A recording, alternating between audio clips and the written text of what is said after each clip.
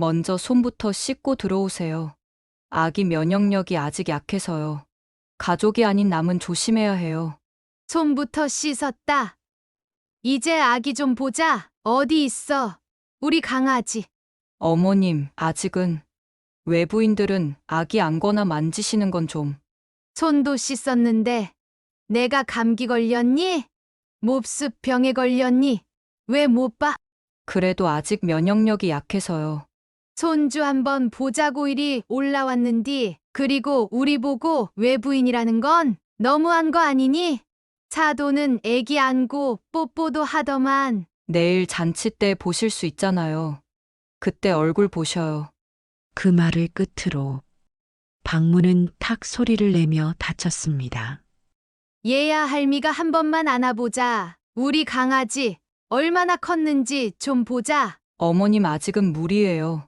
지금도 감기 돌고 있고요. 혹시 모르니까요. 사람들 많잖아요. 면역력 아직 약하니까요. 근데 왜 사도는 안고 계시잖니? 왜 나는 안 되는데? 그야 엄마는 조리원 때부터 함께 계셨으니까요. 엄마는 익숙하고 한 가족이잖아요. 나는 안 돼! 내가 뭐 안 되게 했냐? 산후조리원 돈 내가 보탰다. 니들 집 전세 들어갈 때 내가 적금 깼다. 시골 사람들 촌스럽다고 예식장에 초대도 하지 않았고 니들이 원해서 그렇게 해준 거야. 돌잔치 한다고 해서 현금도 보태줬다. 이 꽃바구니도 이 손편지도 다 내가 한 땀 한 땀 만든 거다. 근데 나는 왜 안 되냐? 친할머니는 가족이 아니고 외부인이야. 내가 너 키울 때 하루에 서너 시간 자면서 일했다. 배 팔아서 등록금 보태고 결혼한다고 해서 소 팔았다. 근데 지금 나는 너희 집에서 외부인이다. 내 손주인데 내가 안을 수 없는 사람이다. 그래. 맞다. 나 이제 외부인이다. 그니까 너는 안 볼란다. 너희끼리 잘 살아라. 나는 이제 없다. 없는 사람이라 생각하고 살아라. 그 말을 끝으로 박씨 할머니는 돌잔치 행사장에서 천천히 몸을 돌렸습니다. 오늘 이야기의 주인공인 73세 박영희 할머니는 전라남도 여수의 바닷가 마을에서 태어나 햇볕보다 짠 바람 먼저 맞으며 자란 사람이었습니다. 27이 되던 해 나주 출신의 젊은 농사꾼을 만나 시집을 갔습니다. 그가 웃으며 건넨 말이 아직도 귓가에 맴돕니다. 벼농사하고 배농사하면 밥은 굶지 않을 거야. 그 한마디에 웃으며 결혼식을 올렸습니다. 그렇게 나주에서 산 세월이 어느새 45년이 넘었습니다. 벼농사로 봄 여름을 보내고 배과수원으로 가을을 채웠습니다. 논두렁에 앉아 남편과 막걸리 한 잔 기울이며 허리가 끊어질 듯 아팠던 날도 곡식 자라는 소리에 힘을 내던 날도 모두 다 그곳이 집이었고 삶이었습니다. 자식은 아들, 딸 둘이었습니다. 공부 잘하는 딸은 일찌감치 결혼해서 일본으로 유학을 가서 공부를 하는 중이었고 늦둥이 아들만이 남아 있었습니다. 아들이 대학 간다고 서울 올라간 지도 어언 10년이 넘었습니다.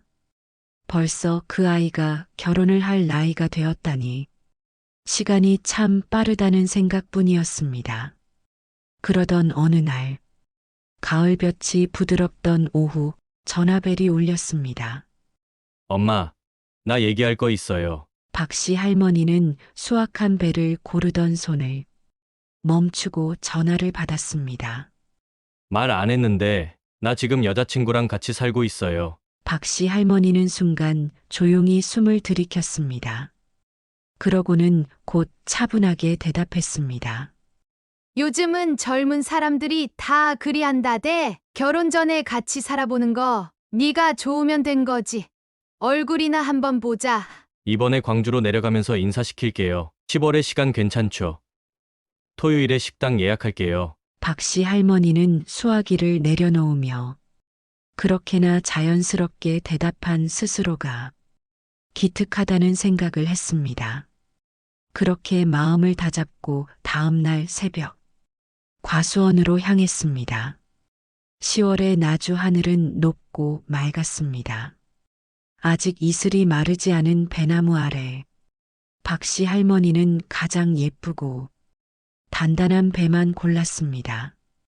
고운 천으로 하나하나 감싸 상자에 담으며 속으로 중얼거렸습니다. 정이 가는 데는 음식이 최고라는 말을요. 그리고 다음 날 그 상자를 차에 싣고 30분 거리에 있는 광주 시내로 나왔습니다. 광주의 한 식당 앞, 멀리서부터 아들과 어떤 여자가 서 있는 게 눈에 들어왔습니다. 아들은 예전보다 살이 빠지고 정장이 제법 잘 어울렸습니다. 그 옆엔 새하얀 블라우스에 은색 코트를 입은 여자가 서 있었습니다. 머리는 단정했고 눈매는 날카롭게 가늘었습니다. 아들로부터 들은 수영이라는 이름은 생각보다 차가운 인상과 닮아 있었습니다. 박씨 할머니는 두 손을 모으고 걸음을 재촉했습니다. 수영이구먼 고맙네. 우리 애 옆에 있어줘서. 손을 내밀며 웃어 보였지만 수영이는 짧게 고개만 까딱일 뿐 손을 받지도 눈을 마주치지도 않았습니다. 그 순간 박씨 할머니는 등골을 타고 흐르는 서늘한 기운을 느꼈습니다. 어디서 바람이 분 것도 아닌데 식당 앞 공기가 싸늘해졌습니다. 아들이 재빨리 중간에 말했습니다. 아, 엄마 수영이가 낯을 좀 많이 가려서 그래요. 박씨 할머니는 멋쩍은 웃음을 지으며 말했습니다. 그려. 낯가리면 천천히 풀면 되지 뭐. 자리에 앉자마자 할머니는 기다렸다는 듯 천으로 감싼 상자를 열었습니다. 이거 어제 딴 배여 서울 가져가서 먹게나. 배는 반짝였고 향긋한 냄새가 퍼졌습니다. 수영이는 상자를 내려다보다가 조용히 덮고는 말했습니다. 아, 이거 너무 무거워서요. 박씨 할머니는 한 박자 늦게 반응했습니다. 무겁다고? 차에 실었다가 집 가서 먹으면 되지 않겠나. 수영이는 억지 미소를 지으며 말했습니다. 서울집이 좁아요. 냉장고도 꽉 찼고요. 아들도 덩달아 웃으며 덧붙였습니다. 엄마, 그냥 다음에 먹자. 고맙긴 한데 지금은 좀 그래. 말은 고맙다고 했지만 상자는 여전히 테이블 한쪽에 외롭게 놓여 있었습니다. 박씨 할머니는 그 배 상자를 조용히 다시 천으로 덮었습니다. 식사는 그다지 길지 않았습니다. 수영이는 젓가락질도 조심스럽고 말도 거의 없었습니다. 간혹 핸드백에서 스마트폰을 꺼내 확인했고 그때마다 박씨 할머니는 괜히 눈을 돌렸습니다. 식사 중간 어색한 침묵을 깨려 말을 건넸습니다. 서울은 요즘 얼마나 춥대? 여긴 아직 서리는 안 내렸지만 쌀쌀하던데. 수영이는 짧게 대답했습니다. 아직은 괜찮아요. 그 말 이후로 대화는 끝났습니다.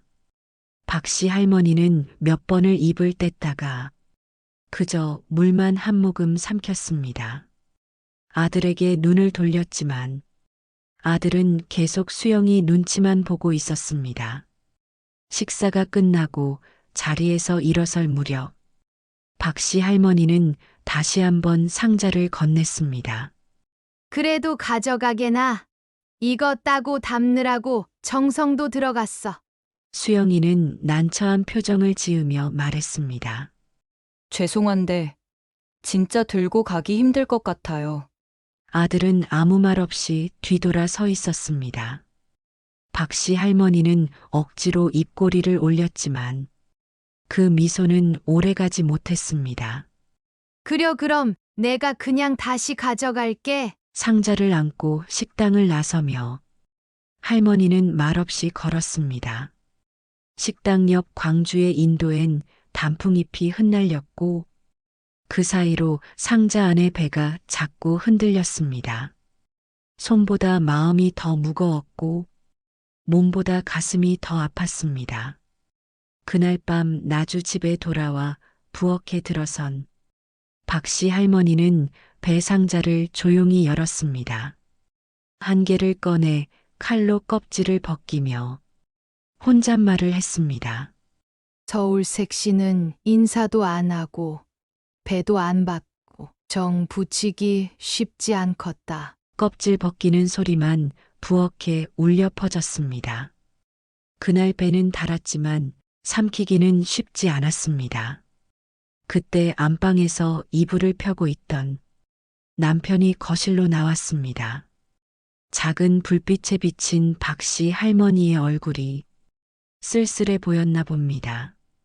남편은 말없이 주방에 들어와 의자에 앉았습니다. 할머니는 조용히 배 하나를 접시에 담아 건넸습니다. 남편은 배를 한 입 베어 물고 잠시 씹다 말고 고개를 끄덕였습니다. 배는 참 잘 익었네. 단물이 그냥 도네. 박씨 할머니는 대답하지 않았습니다. 그러자 남편이 말했습니다. 그 색시 마음에 안 들었구먼. 할머니는 말없이 눈만 내리깔았습니다. 남편은 또 말했습니다. 서울 살면 다 저렇지 뭐. 우리 딸도 그러잖아. 그 말에 박씨 할머니는 고개를 들었습니다.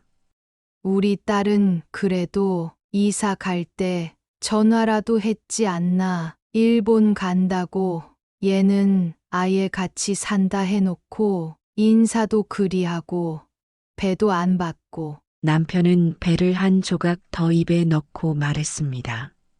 그게 세상이 바뀐 거지.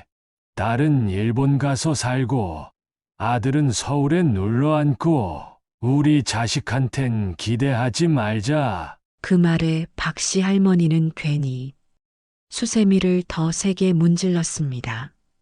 물을 내리며 말했습니다.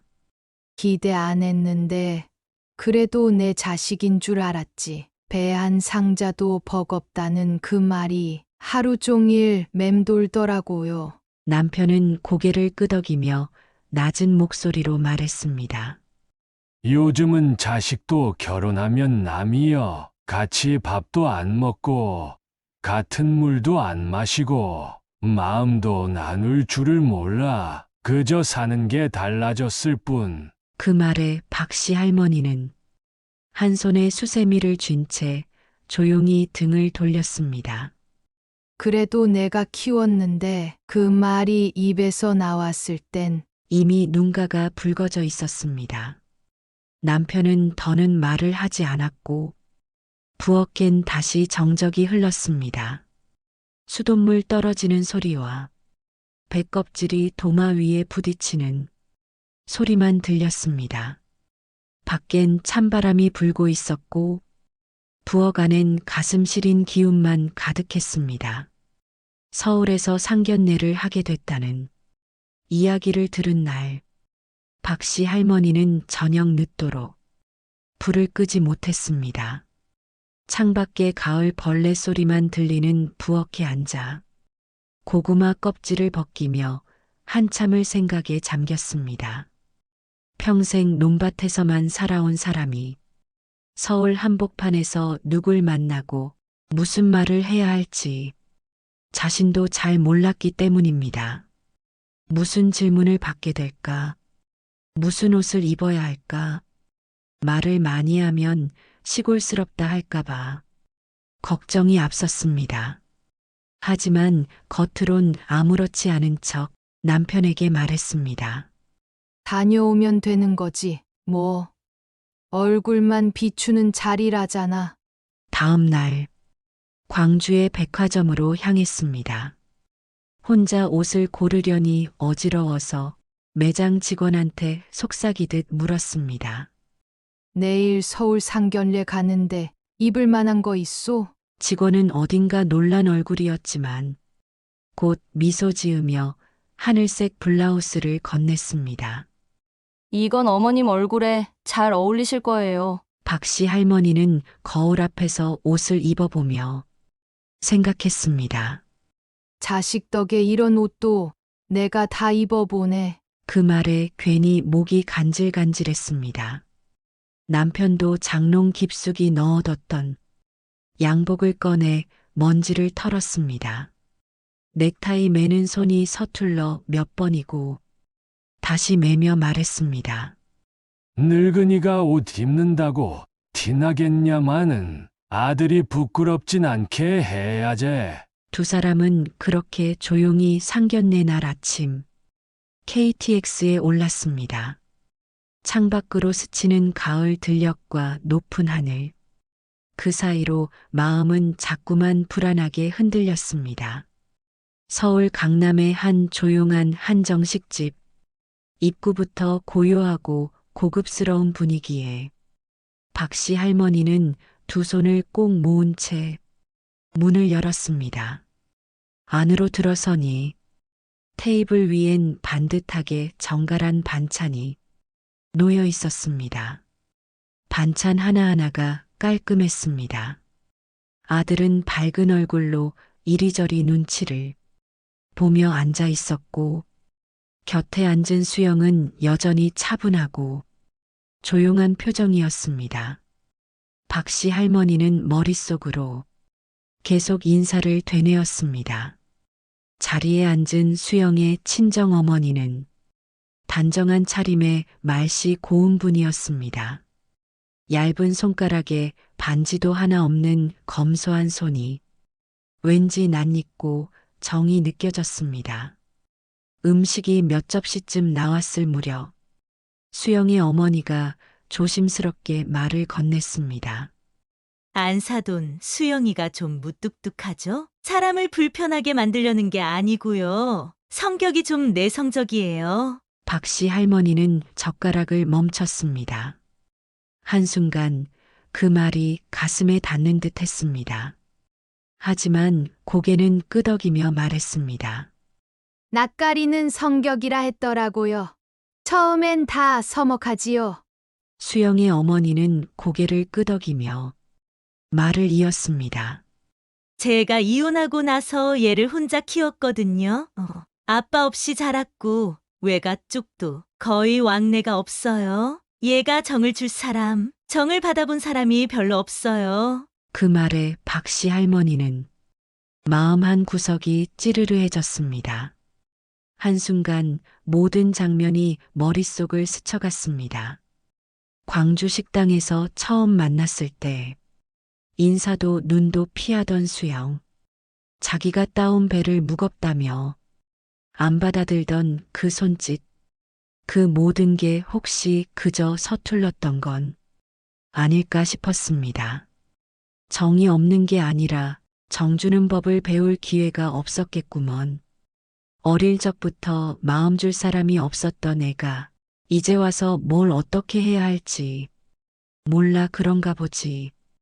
박씨 할머니는 그런 생각에 젓가락을 다시 들며 조용히 말했습니다. 그려요. 우리가 천천히 마음 열면 되지요. 남편도 옆에서 말없이 고개를 끄덕였습니다. 상견례가 끝나고 식당을 나오는 길, 남편이 작게 말했습니다. 사람 말투는 곱더라 근데 웃음은 참 안 짓대. 박씨 할머니는 고개를 끄덕이며 대답했습니다. 성질머리가 센 줄 알았는디 이유가 있었네. 그래도 우린 이해해줘야지. 그날 서울 하늘은 높고 맑았습니다. 건물들 사이로 햇빛이 쏟아지고 있었고 돌아오는 길에 KTX 창문에 비친 박씨 할머니의 얼굴은 그저 피곤하지만 따뜻한 표정이었습니다. 하지만 그 따뜻함은 오래가지 않았습니다. 며칠 뒤 전화기 너머로 들려온 촌스럽다는 말 한마디가 그 모든 감정을 송두리째 흔들어 버렸기 때문입니다. 며칠 뒤였습니다.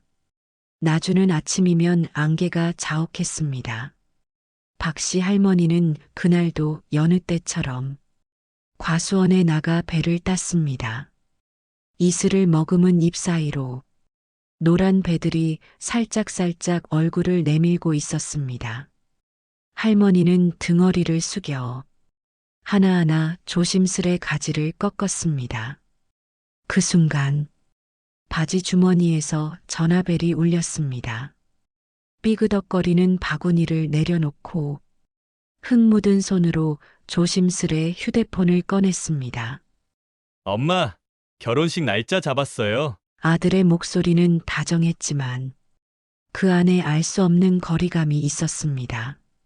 서울에서 하기로 했고 예식장은 강남 쪽이에요. 사람 수 제한이 좀 있어서 시골 친척분들한테는 마음만 받는 걸로 할게요. 그 말을 듣는 순간 박 씨 할머니는 멍하니 서 있었습니다. 너 그게 무슨 소리냐? 목소리가 떨렸습니다. 고모부, 이모, 큰댁 다들 기다리고 있단다. 내가 청첩장 돌렸다니까. 수화기 넘어 잠시 정적이 흘렀습니다.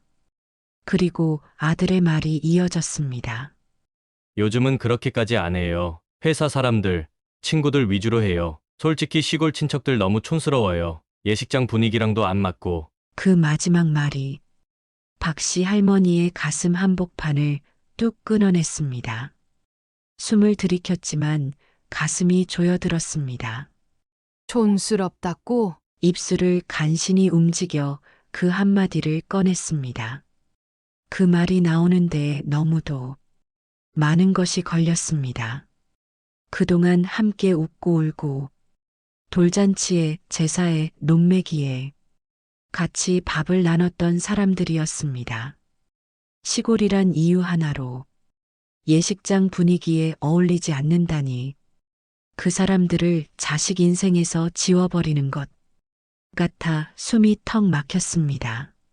한 손엔 배가 들려 있었고 다른 한 손으론 바구니를 내려놓았습니다. 그 순간 그 배가 손에서 떨어졌습니다. 덜 익은 배가 돌 위에 떨어지며 둔탁한 소리를 냈습니다. 할머니는 그 배를 줍지도 못한 채 하늘을 올려다보았습니다. 청명한 하늘이 얄밉도록 높고 푸르렀습니다. 그날 저녁 집으로 돌아온 박 씨 할머니는 말없이 저녁상을 차렸습니다. 된장찌개에 두부를 썰고 오이 무침을 조용히 담았습니다. 남편은 아랫목에 앉아 묵묵히 신문을 보고 있었습니다. 할머니가 밥을 퍼며 말했습니다. 우리 아가, 우리 식구들 쪽은 빼겠단다. 남편이 숟가락을 들다 말고 고개를 돌렸습니다. 뭐라고? 할머니는 찌개 국물을 한 숟갈 떠서 앞에 놓으며 말했습니다. 결혼식에 시골 식구들 너무 촌스럽다고 빼자고 하더라. 남편은 조용히 젓가락을 내려놓았습니다. 그리고 몇 번이고 고개를 끄덕였습니다. 그여 그 색시가 그리 말했겠지. 우린 그냥 보내주자. 체면보다 쟤들 마음이 편해야지. 그 말에 할머니는 눈을 깜빡였습니다. 눈물이 나올까봐 깜빡이는 횟수를 줄였습니다. 마음은 괜찮다고 다독였지만 식탁에 앉은 그 시간이 더없이 고통스러웠습니다. 작은 방 안할머니는 서랍을 열었습니다. 안에는 봉투들이 정갈하게 정리돼 있었습니다. 고모부, 이모, 큰댁, 작은댁 이름이 적힌 봉투들이 하나하나 손글씨로 준비돼 있었습니다. 그 봉투 하나를 집어들었습니다. 그리고 조용히 손으로 꾹 눌렀습니다. 이건 챙기지 말라는 소리겠지. 바람도 들지 않는 방 안에서 천천히 눈을 감았습니다.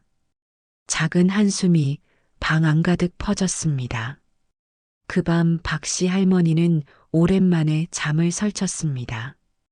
딸이 일본으로 시집가며 했던 말이 떠올랐습니다. 엄마, 이제 자주 못 올 거예요. 그래도 마음은 항상 여기 있어요. 그때도 서운했지만 딸은 말이라도 그렇게 했습니다. 이번엔 달랐습니다. 말조차 없었습니다. 서울은 마음도 지워지는 도시인가 싶었습니다. 남편이 조용히 말했습니다. 딸은 일본 가서 살고 아들도 이제 서울이 집이겠지. 자식한테 너무 바라지 말자. 우리끼리 살자. 박씨 할머니는 말없이 고개를 끄덕였습니다. 그러면서 속으로 되뇌었습니다. 자식이 남이 된다더니 정말 그렇네. 결혼식 당일 서울 강남의 예식장은 눈이 부실 정도였습니다. 흰 꽃들이 천장부터 바닥까지 흐드러졌고 촘촘한 조명 아래 반짝이는 샹들리에는 마치 다른 세상에 발을 들인 듯한 느낌을 주었습니다. 박씨 할머니는 남편과 함께 예식장 한켠에 조심스레 앉았습니다.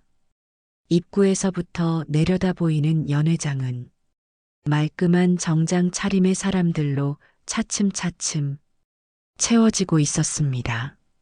남편은 양복깃을 자꾸 펴고 오므리며 등이 굳은 듯 움직임이 어색했습니다. 박씨 할머니는 긴장한 듯 자꾸만 블라우스 소매 끝을 만지작거렸습니다.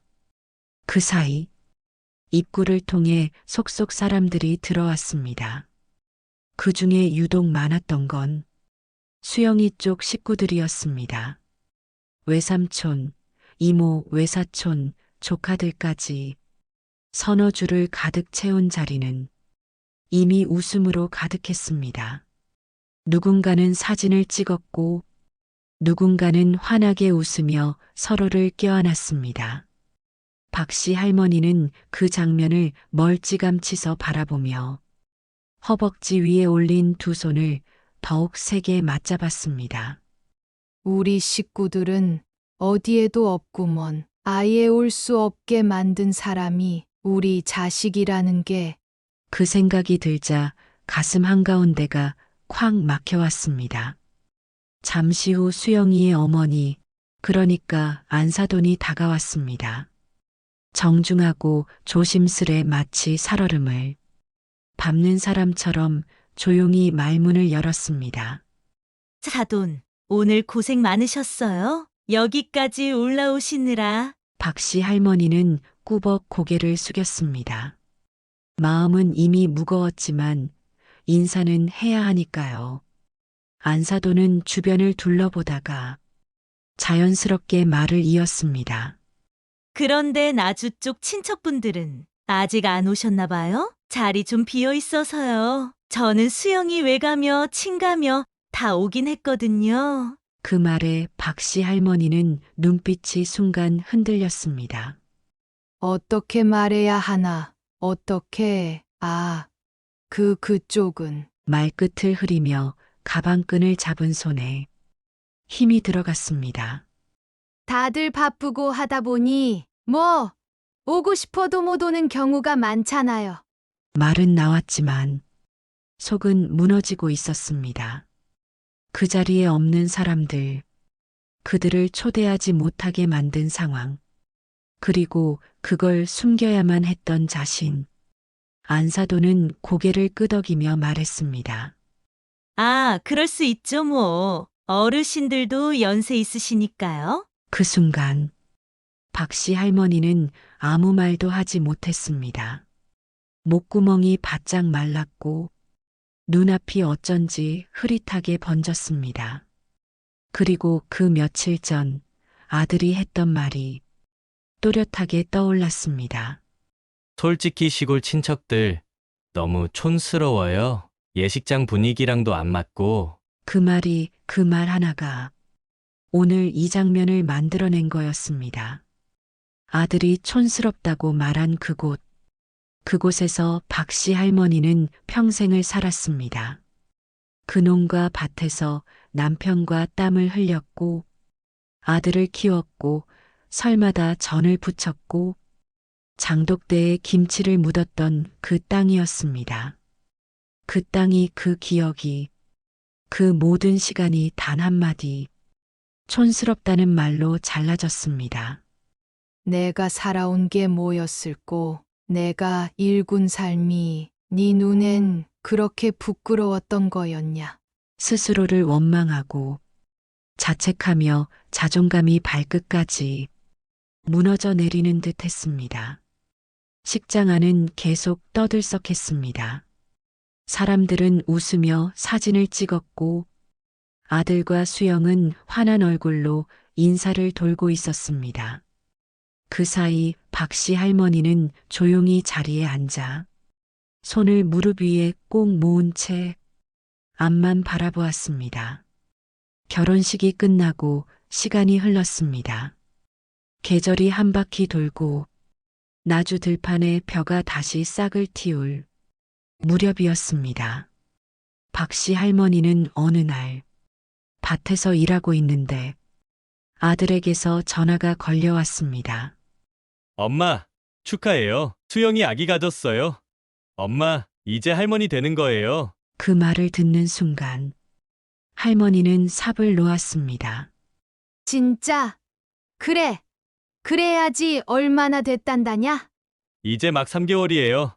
안정기 들어섰어요. 박씨 할머니는 흙 묻은 손으로 전화를 꼭 쥐며 말했습니다. 고맙다.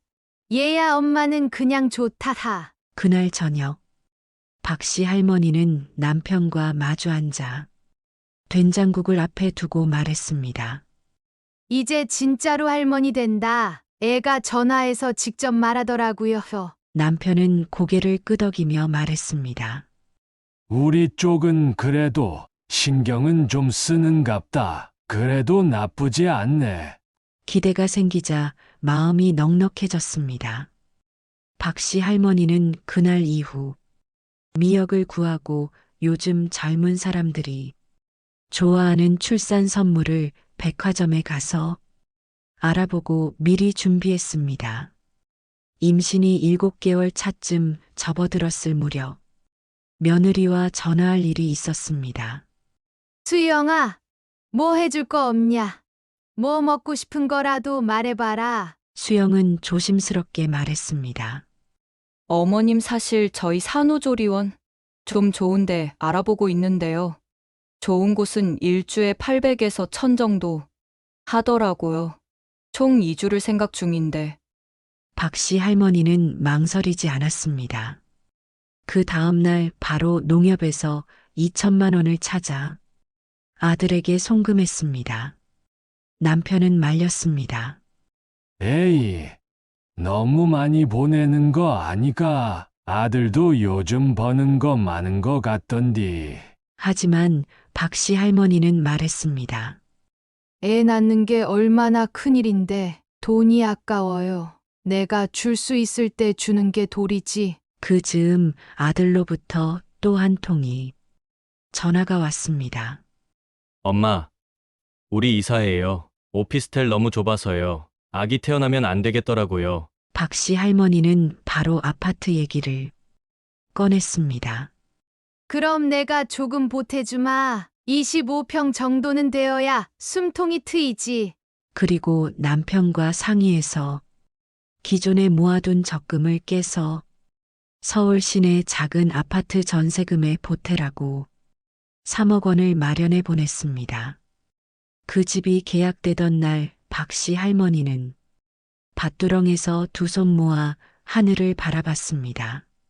이제 우리 손주도 넓은 집에서 태어나겠다. 뿌듯함과 기쁨이 뒤섞여 이슬 맺힌 흙내가 유난히 정겹게 느껴졌습니다.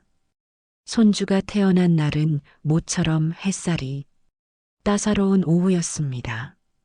밭에서 푸성기를 정리하던 중 전화벨이 울렸습니다. 휴대폰을 꺼내니 아들의 이름이 떴습니다. 박씨 할머니는 손에 묻은 흙을 바지에 쓸어내고 전화를 받았습니다. 엄마, 축하해요. 수영이 아기 낳았어요. 건강하게 잘 태어났어요. 그 말에 박씨 할머니는 멍하니 서 있었습니다. 손에 쥐고 있던 호미가 땅에 떨어졌고 주위의 모든 소리가 갑자기 멎은 것 같았습니다. 진짜? 잘 나왔구나. 얼마나 됐어? 애는 건강하지? 아들은 담담하게 대답했습니다. 3.4kg요. 자연분만으로 출산했어요. 지금은 산후조리원 들어가 있어요. 수영이랑 같이요. 그 말을 들은 뒤 박씨 할머니는 바로 남편에게 말했습니다. 내일 올라가요. 가서 얼굴이라도 보자고요. 남편은 고개를 끄덕였습니다. 그래, 손주 얼굴 한 번은 봐야지. 우리도 사람인데. 다음 날 아침 새벽 KTX에 올랐습니다. 들고 간 건 작은 보자기 하나.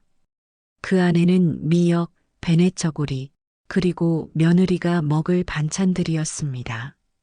서울역에 내리자 박씨 할머니는 아들에게 전화를 걸었습니다. 얘야, 우리 서울역 도착했단다. 주소 문자로 보내봐라. 곧 메시지로 조리원 주소가 도착했고 두 사람은 택시를 타고 그곳으로 향했습니다. 산후조리원은 깔끔하고 조용한 고급 건물 안에 있었습니다. 유리문 뒤에 안내 데스크가 보였고 하얀 가운을 입은 직원들이 분주히 움직이고 있었습니다. 입구에 도착하자 아들이 먼저 나와 있었습니다. 박씨 할머니는 조심스럽게 말했다. 안에 들어가도 되겠지? 수영이도 괜찮고. 아들은 미묘한 얼굴로 말했다. 엄마 들어가긴 힘들어요. 여기 면회 제한 있어요. 위에서 내려다보는 창문 있거든요. 거기서 아기 얼굴만 잠깐 보여줄게요. 그 말을 듣는 순간 할머니는 얼어붙었습니다. 내가 2천만 원 보태준 조리원이 사람 하나 못 들어가게 하냐. 속으로 말했지만 입 밖으로는 꺼내지 못했습니다. 그때 로비 안쪽 유리문 너머 수영의 어머니가 보였습니다. 깔끔한 트렌치 코트를 입고 테이블에 앉아 수영과 이야기를 나누고 있었습니다. 그 장면을 보는 순간 박씨 할머니는 내심 마음이 안 좋았습니다. 친정 엄마는 되는데 나는 안 된다는 게 그 말이냐? 박씨 할머니가 조용히 물었습니다. 아들은 시선을 피한 채 말했습니다. 그게 아니라 장모님은 같이 들어가 계셨고 격리 기준이 달라요. 엄마는 지금 외부인이니까. 그 설명은 길고도 공허했습니다. 박씨 할머니는 고개를 천천히 끄덕였습니다. 그래, 기준이 그리하면 그런 줄 알아야지. 한참 동안 입구에 서서 유리문 안을 바라보다 할머니는 조용히 말했습니다. 얼굴 보여준다던 창문은 어딘데 보고 갈 테니. 아들은 말없이 위층으로 안내했습니다. 작은 유리창 너머 갓난아기가 보였습니다. 핑크색 천에 쌓여 조용히 잠든 아이. 박씨 할머니는 유리를 통해 아이를 바라보며 손끝을 살며시 올렸습니다. 마치 쓰다듬듯 유리 위를 천천히 문질렀습니다. 시간이 흘러 아들은 이제 그만 가자라고 말했습니다. 박씨 할머니는 아무 대꾸 없이 천천히 뒤를 돌았습니다. 결국 며느리는 보지 못하고 나오는 길 아무도 인사하지 않았습니다. 출입문은 조용히 닫혔고 그 안에서 또 다른 대화와 웃음소리가 들려왔습니다. 서울역으로 가는 택시 안. 박씨 할머니는 창밖을 바라보다 조용히 중얼거렸습니다. 같은 할미인데 나는 외부인이네. 그날 밤 나주 집 부엌에서 박씨 할머니는 미역을 꺼냈습니다. 냄비에 붓고 불을 올렸습니다. 국물이 보글보글 끓었지만 그 어떤 향도 위로가 되어주지 않았습니다.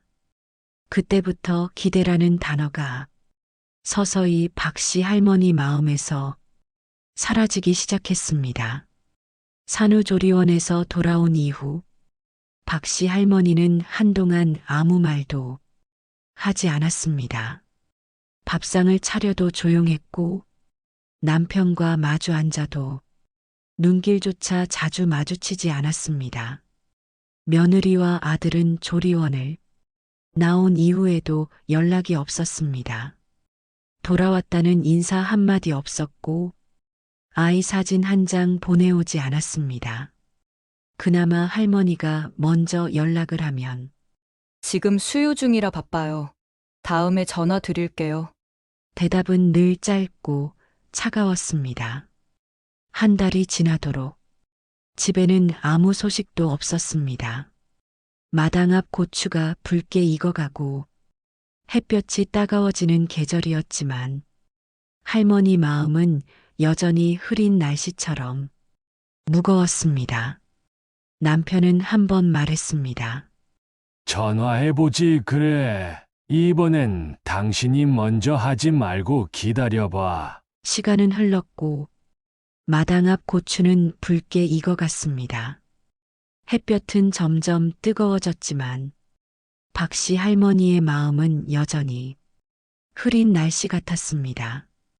그러던 어느 날 저녁 무렵 묵직한 벨소리가 울렸습니다. 화면엔 수영이라는 이름이 떠 있었습니다. 받자마자 들려온 며느리의 목소리는 어딘가 조심스러우면서도 계산적이었습니다.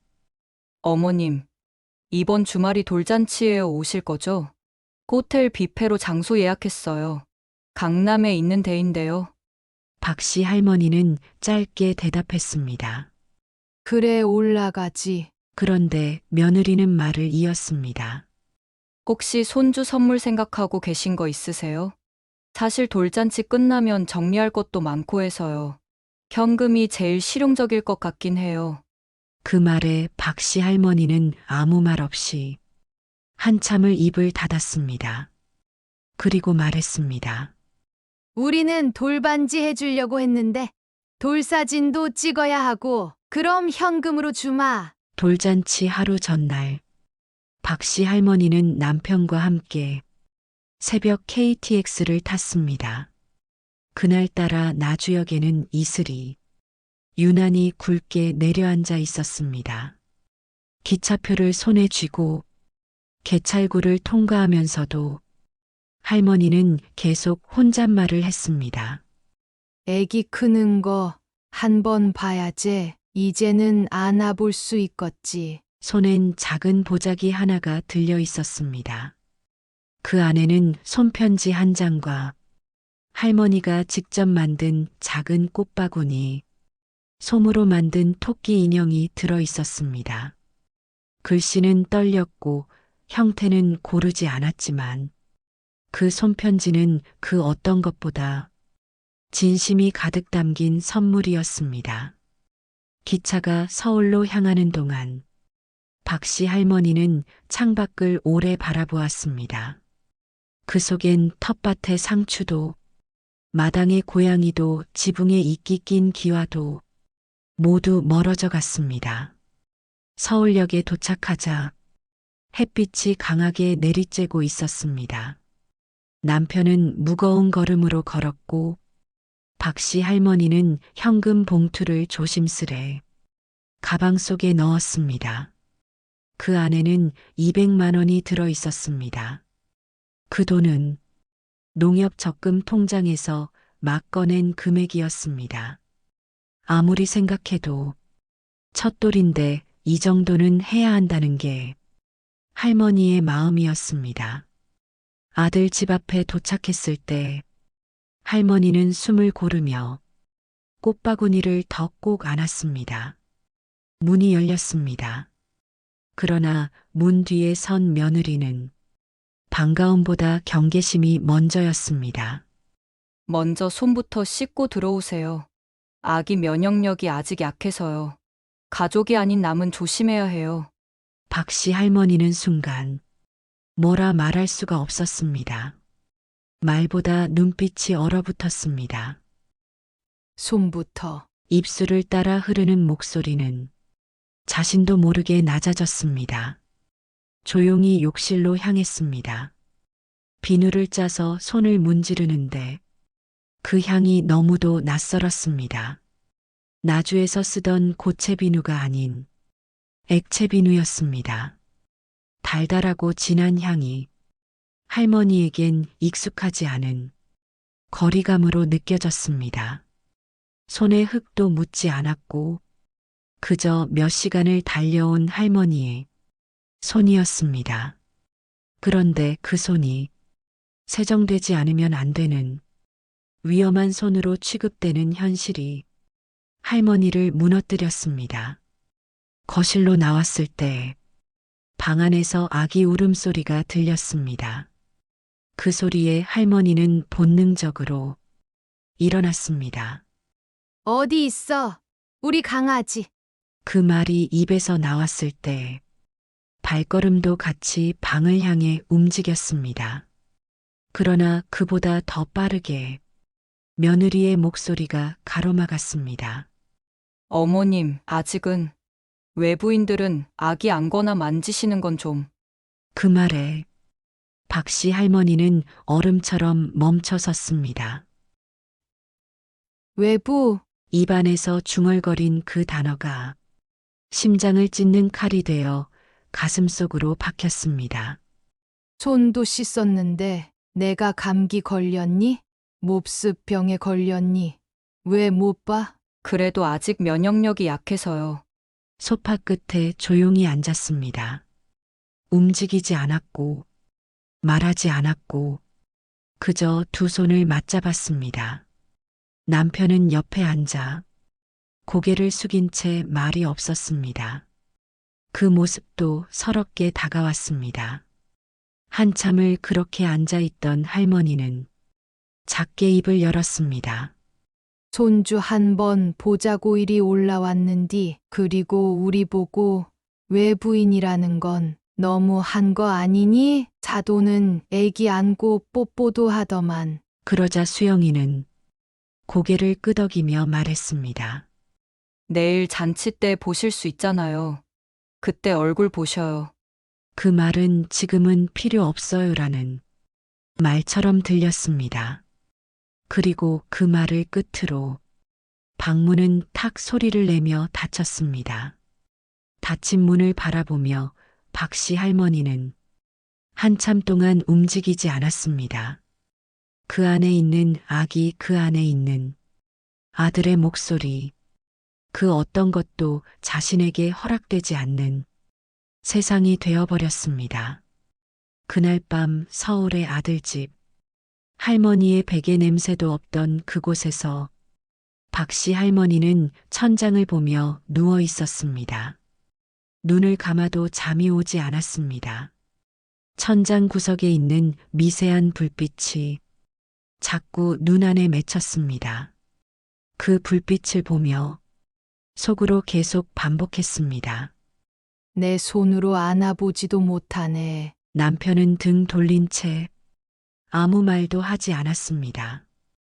이불이 조용히 들썩였고 그 작은 움직임이 두 사람의 마음을 더 쓸쓸하게 갈라놓았습니다.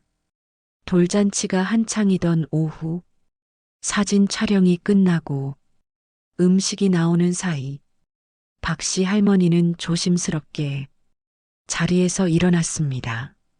식장이 조금 어수선해진 틈을 타 아들에게 다가갔습니다.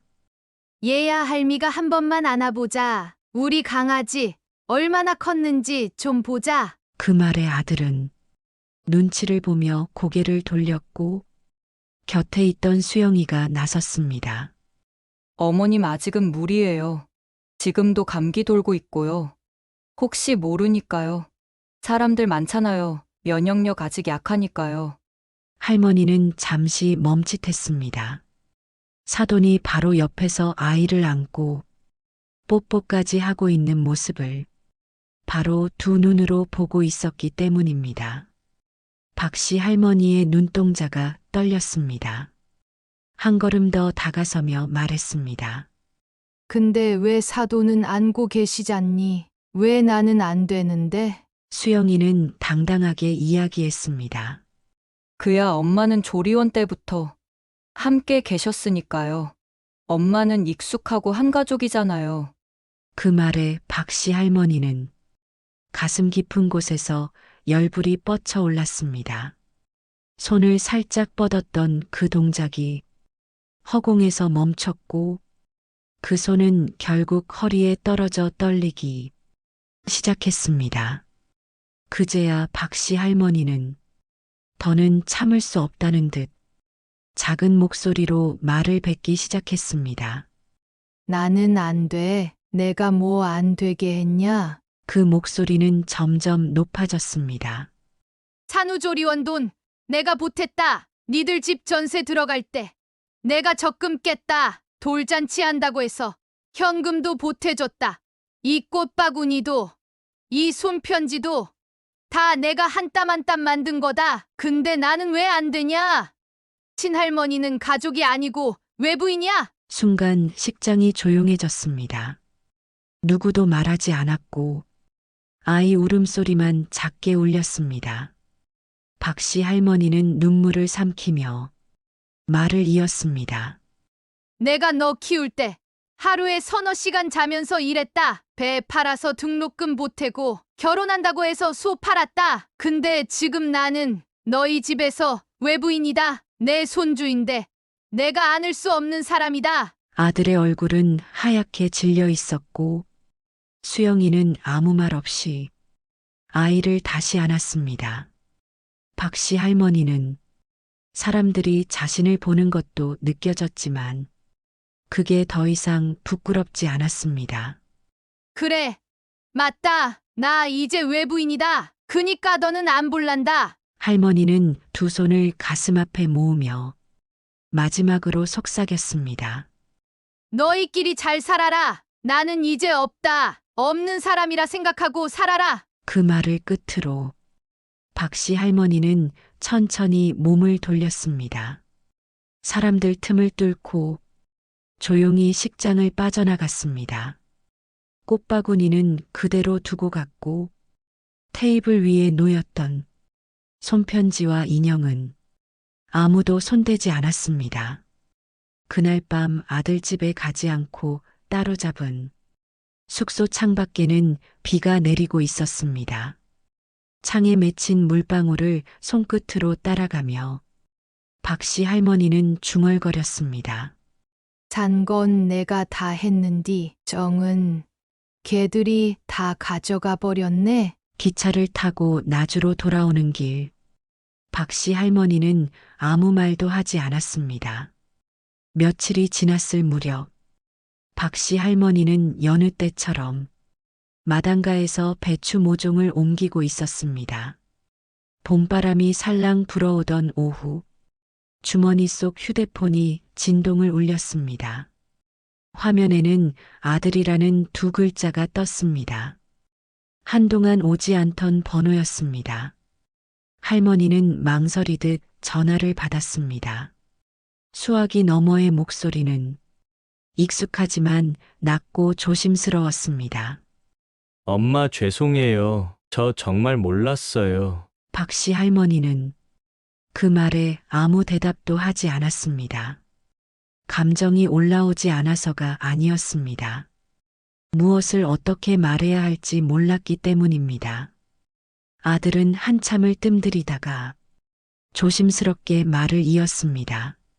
그날 장모님이요. 돌잔치 끝나고 집에 도착하자마자 상황을 다 들었대요. 조리원, 전세금, 현금까지 다 들었다고 하면서 수영이한테 엄청 화내셨어요. 그게 사람이 할 짓이냐면서요. 수영이 많이 울었어요. 저도 엄마한테 너무 죄송했어요. 우리가 너무 무심했어요.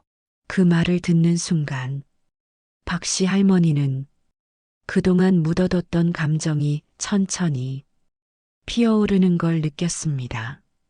눈은 뜨고 있었지만 속은 한참을 무너져 내리고 있었습니다. 아무도 몰라줬던 마음을 누군가는 들여다보고 있었구나. 그 사실 하나만으로 서러움이 솟구쳤습니다. 그날 밤 부엌에서 된장찌개를 데우던 중 전화가 다시 울렸습니다. 이번엔 사돈이었습니다. 수화기 너머에서 들리는 목소리는 차분했고 그 안에 깊은 진심이 담겨 있었습니다. 사돈, 제가 우리 딸을 잘못 키웠습니다. 너무 부끄럽고 죄송해서 뭐라 드릴 말씀이 없습니다. 사돈이 그동안 얼마나 많이 해주셨는지 이제야 다 알았습니다. 전세금도 조리원도 돌잔치까지 진심으로 감사드리고 정말 죄송합니다. 그런 딸을 며느리로 들여서 고개를 못 들겠네요. 그 말을 듣는 순간 박씨 할머니는 처음으로 눈시울이 붉어졌습니다. 서러움이 아니라 사람의 말이 사람의 마음을 건드릴 수 있다는 사실 때문이었습니다. 사돈의 솔직하고 담백한 사과, 그것이 마음에 박혀 있던 것들을 조금씩 흔들어주고 있었습니다. 그리고 한 달 뒤 박씨 할머니가 밭에 나와 있던 어느 오후 집 앞에 차 한 대가 천천히 들어섰습니다. 차에서 내린 건 사돈과 아들, 며느리, 그리고 손주였습니다. 박씨 할머니는 처음에 말을 잃었습니다. 멀찌감치 선 며느리가 두 손을 모은 채 다가왔습니다. 어머님 정말 죄송합니다. 그땐 제가 너무 철이 없었어요.